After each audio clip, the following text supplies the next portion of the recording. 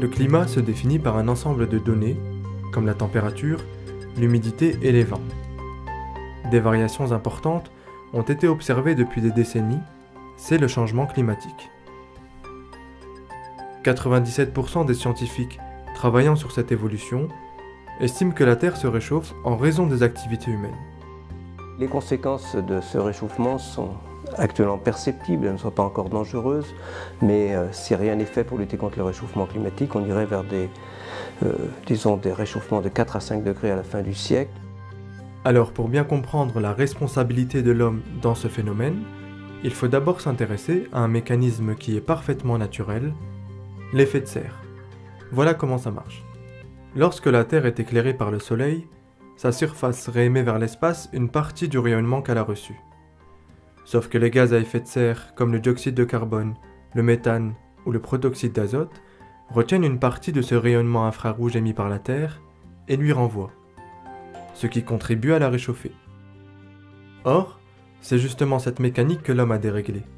Combustion du pétrole et du gaz, déforestation, agriculture intensive. Depuis la révolution industrielle, les activités humaines émettent de grandes quantités de gaz qui s'accumulent dans l'atmosphère et atteignent des niveaux records. Conséquence, l'effet de serre s'intensifie et les scientifiques s'attendent à une augmentation des épisodes de pluie et des sécheresses plus longues.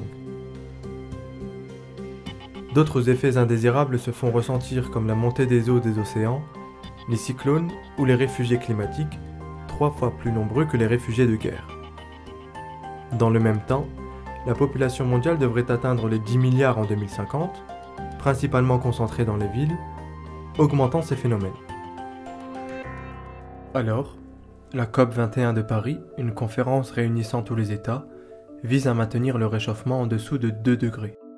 Maintenir le réchauffement climatique en dessous de 2 degrés a un sens, c'est-à-dire c'est cette idée que si nous y arrivions collectivement, eh bien nous pourrions nous adapter pour l'essentiel au réchauffement climatique.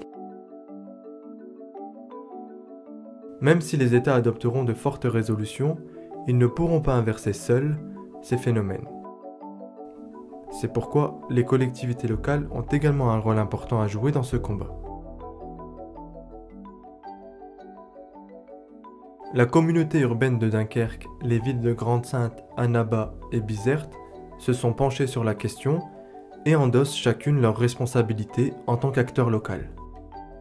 Je suis intimement convaincu que la lutte contre le réchauffement climatique se fera à partir des collectivités, des territoires. Aujourd'hui, par exemple, une collectivité comme la communauté urbaine est prête à aller plus loin en matière de développement durable sur un certain nombre d'aspects et on est limité par la réglementation nationale aujourd'hui. Les collectivités locales, municipalités, les mairies peuvent jouer un rôle très important dans ce cadre-là. Il faut que les États nous entendent et nous accompagnent dans nos choix sur les territoires.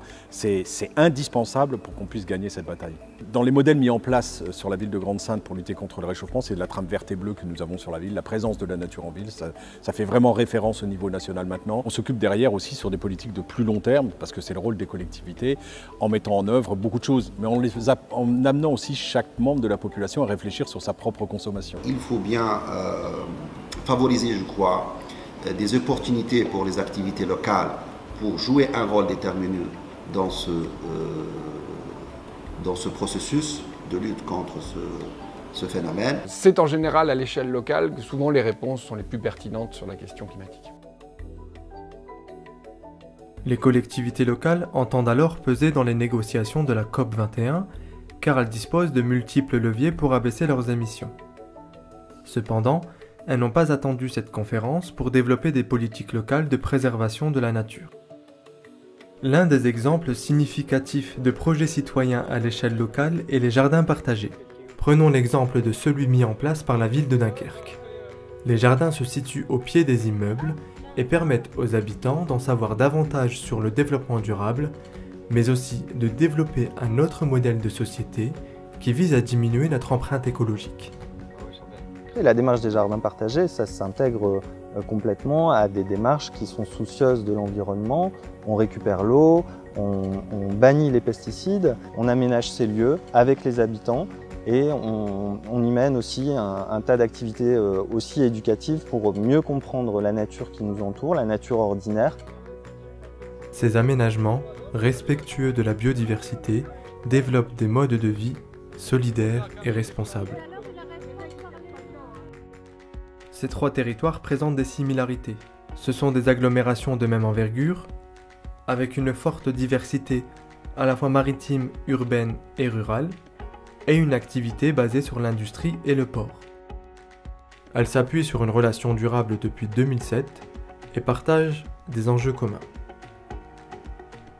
Les autorités locales ont décidé en 2015 de se lancer dans un programme de coopération sur le thème général du climat pour faire bloc contre ce phénomène. Climed vise à mettre en place 3 plateformes d'échange.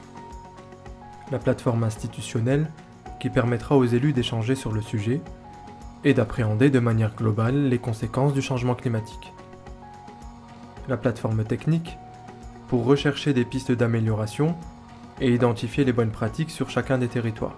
Et la plateforme citoyenne, qui stimulera la rencontre entre associations locales afin de favoriser des actions pédagogiques communes autour du climat.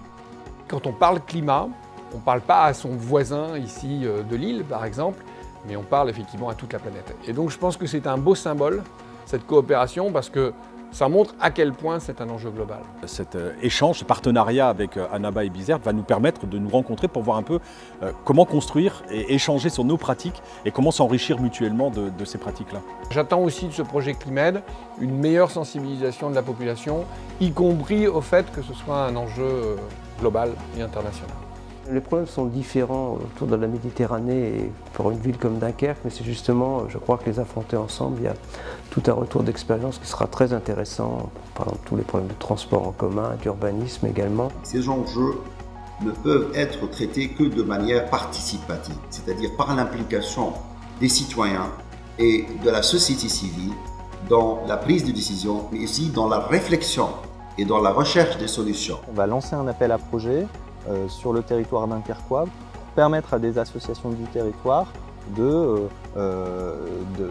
d'œuvrer en direction des territoires d'Annaba et de Bizerte. Selon certains scientifiques, les citoyens peuvent agir sur plus de 50% des émissions de gaz à effet de serre en modifiant leurs pratiques. Cela demandera certainement à chacun d'entre nous de produire des efforts quotidiens et d'endosser sa propre responsabilité face à son empreinte écologique.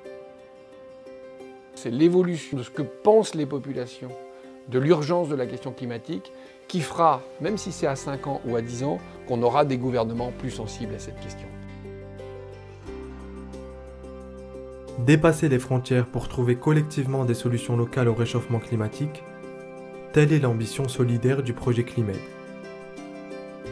Tout le monde est concerné, certains plus vulnérables que d'autres, mais il en va de notre responsabilité à chacun de produire des efforts et de penser à la planète que nous laisserons à nos enfants.